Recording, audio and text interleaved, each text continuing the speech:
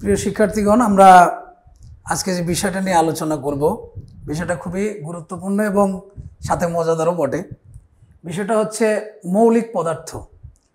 মৌলিক পদার্থের কথাটা যখনই আমাদের সামনে আসবে, মৌলিক পদার্থের বিষয়টা যখনই আমাদের সামনে আসবে, তখনই আমাদের পদার্থর বিষয়টা আমাদের কাছে চলে আসবে যে আসলে মৌলিক পদার্থ এই কথাটা আসলো, তাহলে পদার্থ জিনিসটা কি। এইখান থেকে আসলে একটু গোড়া থেকে শুরু করতে হবে। যে আমরা পদার্থ বলতে ছোটবেলা থেকে যেগুলো পড়ে আসছি, যে যার ভর আছে, স্থান দখল করে, বল প্রয়োগে বাধা প্রদান করে, এই জাতীয় যারা আছে তাদেরকে বেসিক্যালি পদার্থ বলা হয়। পদার্থের সঙ্গে আমরা জানলাম পদার্থকে বেসিক্যালি দুই ভাগে ভাগ করা হয়। মানে যদি আমরা শুদ্ধতার দিকে চিন্তা করি, একটা হচ্ছে মৌলিক পদার্থ, একটা হচ্ছে মৌলিক পদার্থ, আরেকটা হচ্ছে যৌগিক পদার্থ।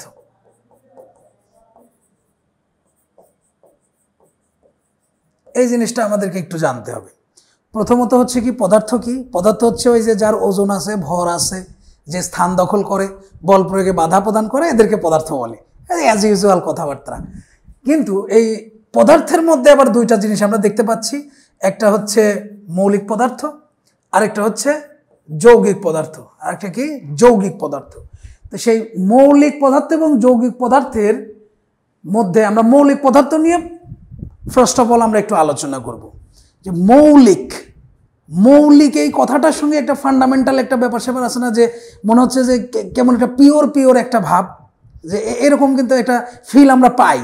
যে মৌলিক পদার্থের ক্ষেত্রে আমরা বলতে পারি যে সমস্ত পদার্থকে রাসায়নিকভাবে বিশ্লেষণ করলে, অর্থাৎ এখানে বেশ কয়েকটা টার্মস আসবে। আমরা যদি দেখাই যে মৌলিক পদার্থের ক্ষেত্রে কয়েকটা টার্মস আসবে। প্রথমত হচ্ছে যে পদার্থকে বিশ্লেষণ করলে অবশ্যই সেটা রাসায়নিকভাবে বিশ্লেষণ হতে হবে। বিশ্লেষণ করলে ওই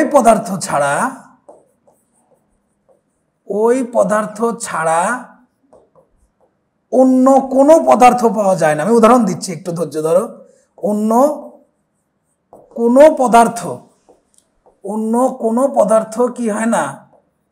পাওয়া যায় না। তাদেরকেই বেসিক্যালি বলা হয় মৌলিক পদার্থ।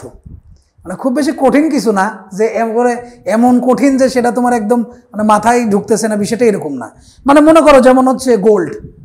তুমি যারা পর্দার আড়ালের মা ও বোনেরা যারা আছো, তারা তো মোটামুটি সবাই গোল্ড বা অলংকার কিন্তু খুব পছন্দ করো আর কি।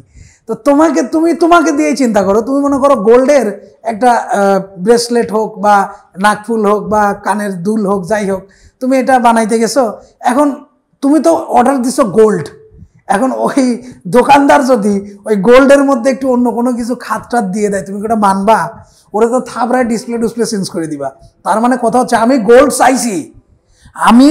চাইছি, সেটা 1 ভরি হোক, আধা ভরি হোক, 5 আনা হোক, 10 আনা হোক, যাই হোক, আমি যতটুকু গোল্ড চাইছি আমাকে গোল্ড দেওয়া হোক। গোল্ড ছাড়া যেন ওর মধ্যে অন্য কেউ না থাকে। এই যে একটা ব্যাপার স্যাপার। অর্থাৎ এইখান থেকে আমরা বুঝতে পারি যে কোনো একটা পদার্থের মধ্যে আমরা যদি বলি যে গোল্ড, তাহলে ওর মধ্যে গোল্ডই থাকবে, অন্য কেউ থাকবে না। আবার আমি যদি বলি যে সোডিয়াম, তার মানে ওর মধ্যে সোডিয়াম ছাড়া আর অন্য কেউ থাকবে না। মৌলিক পদার্থের অনেক উদাহরণ আছে, পর্যায় সারণীতে প্রায় 119টা আছে। আমি কয়েকটা তোমাদের এখানে দেখাই। যেমন ধরো সোডিয়াম একটা মৌল বা মৌলিক পদার্থ।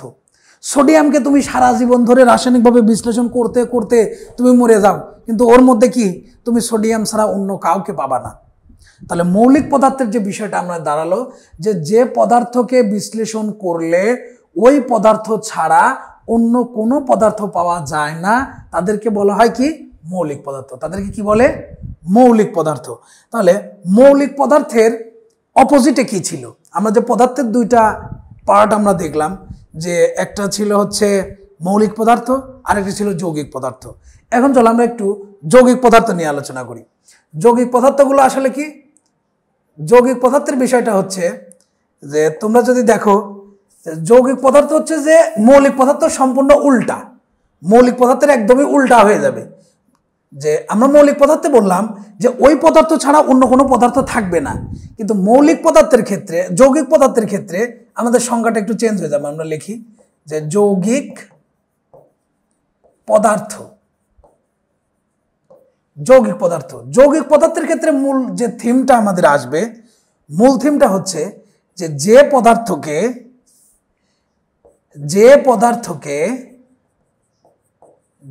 পদার্থকে রাসায়নিকভাবে বিশ্লেষণ করলে কি করলে রাসায়নিকভাবে বিশ্লেষণ করলে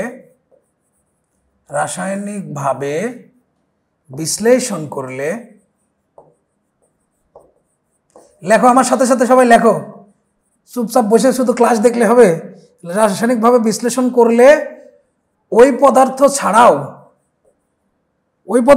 না দিয়ে এখানে আরেকটা সুন্দর কথা লেখা যায় যে দুই বা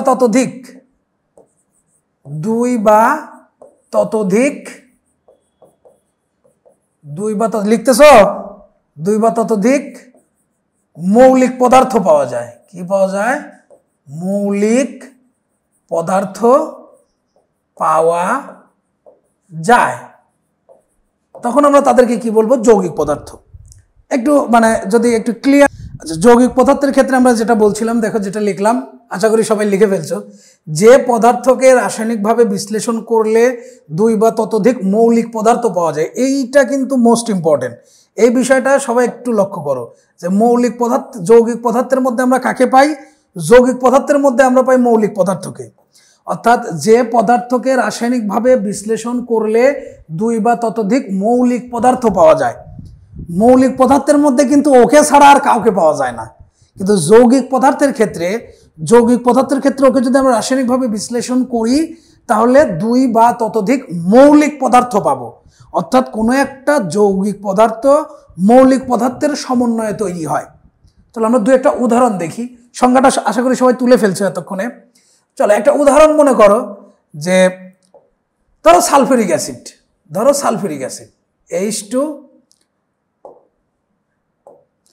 H2SO4, এটা একটা যৌগিক পদার্থ। তারপরে ধরো পানি, H2O, ওয়াটার মলিকুল, এটা একটা যৌগিক পদার্থ। তোমরা দু একটা বলো, ধরো তোমাদের মনের মধ্যে কোনটা আসতেছে এখন? সাপোজ ধরো nitric acid, HNO3, nitric acid. অথবা দু একজনের মনে আসতে পারে কার্বন ডাইঅক্সাইড। এরা কিন্তু প্রত্যেকেই যৌগ বা যৌগিক পদার্থ। যৌগও যে কথা, যৌগিক পদার্থ একই কথা। মৌলও যে কথা, মৌলিক পদার্থ একই কথা। এইখানে কেউ আপাতত প্যাঁচ লাগায় না আর কি। আর রসায়নে তো আসলে জোর করলে হয় না। এটা আমি তোমাদেরকে মনে করো যেটা বলবো আর কি, রসায়নের সঙ্গে প্রেম করতে হবে। রসায়নের সঙ্গে যদি প্রেম না করো, যদি জোরাজুরি করো যে আজ রাতে যেমনি হোক জীবন মরণ উদ্ধার করে ফেলবো, যা আছে আমরা আজ রাতে পারতেই হবে, সারা রাত একদম উড়াধুরা পড়াশোনা দিলে পরের দিন ঘুমে থেকে উঠে তোমাকে রসায়ন কি বলবে জানো? জোর খাটাইলে যে শয়তান তুই জোর করে এইটা পাবি তো ওইটা পাবি না, বাংলা সিনেমার ডায়লগ দিবে। মানে তুমি ওভারনাইট পড়াশোনা করে কিন্তু রসায়ন শিখতে পারবে না। রসায়নের সাথে প্রেম করতে হবে। রসায়নগুলোর সাথে মানে প্রেম করা বলতে কি, প্রতিনিয়ত এর সঙ্গে একটা কানেক্টিভিটি রাখতে হবে, তাইলে তুমি রসায়ন পারবা। আচ্ছা যাই হোক, তো সালফিউরিক অ্যাসিড, পানি বা water molecule, nitric acid, carbon dioxide, আমরা একটু দেখব যে আমরা যে সংজ্ঞাটা দিয়েছিলাম সেই সংজ্ঞা দ্বারা আমরা এটাকে একটু বিচার করার চেষ্টা করব যে আসলে এর মধ্যে দুই বা ততোধিক মৌলিক পদার্থ আছে কি নাই। যদি থাকে তাহলে সংজ্ঞা ঠিক, যদি না থাকে তাহলে সংজ্ঞা ভুল। এনে আর অন্য কোনো কিছু করার নাই। দেখো, হাইড্রোজেন একটা মৌল বা মৌলিক পদার্থ, হাইড্রোজেন। সালফার নিজে একটা মৌল বা মৌলিক পদার্থ। অক্সিজেন নিজে একটা মৌল বা মৌলিক পদার্থ।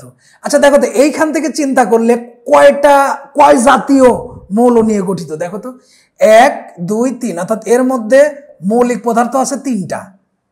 পরমাণু কয়টা আছে আমরা এই মানে তর্ক বিতর্কে যাওয়া যাবে না। মানে মূলত আমি যেটা বোঝাচ্ছি, 3 প্রকৃতির মৌল বা মৌলিক পদার্থ আছে এর মধ্যে।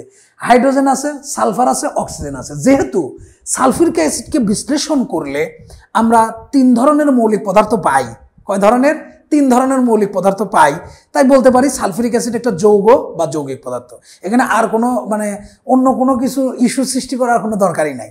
আচ্ছা পরবর্তীটাতে আসো, পানি। এটাকে তোমরা একটু বিচার করো তো, পানির মধ্যে কি হতে পারে? পানিতে শুধু সাঁতরানোর জন্যই না, পানিকেও বিশ্লেষণ করা যায়। তুমি যদি ওয়াটার মলিকুল বা H2O বা পানির একটা অণুকে যদি তুমি রাসায়নিকভাবে বিশ্লেষণ করো তাহলে সেখানে দেখো তুমি কি কি পাও। এখান থেকে তুমি পাচ্ছ হাইড্রোজেন, আর এখান থেকে এখান থেকে পাচ্ছ তুমি হাইড্রোজেন, পাশাপাশি পাচ্ছ হাইড্রোজেনের পাশাপাশি পাচ্ছ তুমি হচ্ছে অক্সিজেন। তাহলে এখানে কিন্তু মৌলিক পদার্থ আছে দুইটি। মানে এর চাইতে সহজ জিনিস কিন্তু দুনিয়া আর কিছু হতেই পারে না। তারপরে দেখো কার্বন ডাইঅক্সাইড, এখানে একটা পরমাণু আছে যে কার্বন, আর একটা পরমাণু আছে সে হচ্ছে অক্সিজেন, পরমাণু বা মৌল বা মৌলিক পদার্থ। তাহলে এখান থেকে আমরা দেখতে পাচ্ছি যে এখানে মৌলিক পদার্থ আছে দুইটি, একটা হচ্ছে কার্বন আর একটা হচ্ছে অক্সিজেন। এখন নাইট্রিক অ্যাসিড, এটার নাম কিন্তু নাইট্রিক অ্যাসিড, হ্যাঁ, এটা ভুল করার কিছু নাই, এটা ছোটবেলার থেকে পড়তে আসতেছো। নাইট্রিক অ্যাসিড, নাইট্রিক অ্যাসিডটা এখানে দেখো হাইড্রোজেন নামের একটা মৌলিক পদার্থ আছে, নাইট্রোজেন নামের একটা মৌলিক পদার্থ আছে, অক্সিজেন নামের একটা মৌলিক পদার্থ আছে। এখন হাইড্রোজেন আছে একটা, নাইট্রোজেন আছে একটা, অক্সিজেন আছে তিনটা। ওটা পরমাণু আমরা পরে যাব, ওটা এখন আপাতত গুনতেছি না, আমি জাস্ট বোঝাচ্ছি যে এর মধ্যে কয় রকমের মৌল বা মৌলিক পদার্থ আছে। তাহলে এখান থেকে আমরা দেখলাম যে এখানে আছে কয়টা, তিনটি। এখন সংজ্ঞায় চলে আসো। সংজ্ঞার মধ্যে আমরা কি বলছিলাম দেখো তো, সংজ্ঞার মধ্যে আমরা কি বললাম? সংজ্ঞার মধ্যে আমরা যেটা পাইছিলাম সেটা হচ্ছে যে পদার্থকে রাসায়নিকভাবে বিশ্লেষণ করলে, যে পদার্থ রাসায়নিকভাবে বিশ্লেষণ করলে আমরা কি পাই? রাসায়নিকভাবে বিশ্লেষণ করলে আমরা পাই হচ্ছে দুই বা ততোধিক মৌলিক পদার্থ আমরা পাই, দুই বা ততোধিক মৌলিক পদার্থ পাই, তখনই আমরা তাদেরকে বলি যৌগিক পদার্থ। তাহলে sulphuric acid, water molecule, carbon dioxide, nitric acid, এদের প্রত্যেককে বিশ্লেষণ করে আমরা কি পেয়েছি দেখো তো? এর মধ্যে পেয়েছি তিনটা, এর মধ্যে পেয়েছি আমরা, দেখো এখানে দেখো, আমরা পেয়েছি হচ্ছে তিনটা, এর মধ্যে পেয়েছি দুইটা, এর মধ্যে পেয়েছি দুইটা, এর মধ্যে পেয়েছি তিনটা। তার মানে কি দুই বা তার থেকে বেশি সংখ্যক মৌল আমরা পেয়ে ফেলেছি বা মৌলিক পদার্থ পাইছি, তাই এরা হচ্ছে যৌগিক পদার্থ। আশা করি তোমরা সবাই বুঝতে পেরেছ। এখন আমি একটু ওভারভিউ দেই। পদার্থ কি ছিল? পদার্থ হচ্ছে যে সমস্ত বস্তু, মানে পদার্থ তাকেই আমরা বলবো যার ভর আছে, ওজন আছে, যা জায়গা দখল করে, যার বল প্রয়োগে বাধা প্রদান করে, এই জাতীয় যা যা আছে সবাই হচ্ছে পদার্থ। তোমার আশেপাশে যা আছে সব পদার্থ। তুমি নিজেও একটা পদার্থ, আমি নিজেও একটা পদার্থ। তোমার দাঁত পদার্থ, তোমার চুল পদার্থ, তুমি পদার্থ, অর্থাৎ তোমার বডির হোল পার্টস, তোমার আশপাশ যা আছে সবই পদার্থ। বাতাসও এক ধরনের পদার্থ। আচ্ছা, যাই হোক, এখন পদার্থকে দুই ভাগে ভাগ করা হয়। একটা হচ্ছে কি মৌলিক পদার্থ, আর একটা হচ্ছে যৌগিক পদার্থ। মৌলিক পদার্থ কি? মৌলিক পদার্থ হচ্ছে এমন জাতীয় কিছু পদার্থ যাদেরকে রাসায়নিকভাবে বিশ্লেষণ করলে তাকে ছাড়া আর কাউকেই পাওয়া যায় না। অর্থাৎ তুমি যদি সোডিয়ামের কথা চিন্তা করো, সোডিয়ামকে রাসায়নিকভাবে বিশ্লেষণ করলে শুধু সোডিয়ামই পাওয়া যায়। গোল্ডকে বা এরাম, যেটার নাম গোল্ড, তাকে তুমি বিশ্লেষণ করলে গোল্ড ছাড়া আর কিছুই পাবা না। তারপরে ধরো তুমি চিন্তা করো সিলভার বা রূপা, এটাকে রাসায়নিকভাবে বিশ্লেষণ করলে ওইটাই শুধু পাবা। অর্থাৎ যাদেরকে রাসায়নিকভাবে বিশ্লেষণ করলে তারা ছাড়া আর অন্য কাউকে পাওয়া যায় না, ইজি, তাকে বলে মৌলিক পদার্থ। আর যৌগিক পদার্থ কি? যাদেরকে রাসায়নিকভাবে বিশ্লেষণ করলে দুই বা ততোধিক মৌলিক পদার্থ পাওয়া যায়, তাদেরকে বলে যৌগিক পদার্থ। আশা করি তোমরা সবাই বুঝতে পেরেছো। খুবই ইজি টপিক ছিল এটা। ধন্যবাদ।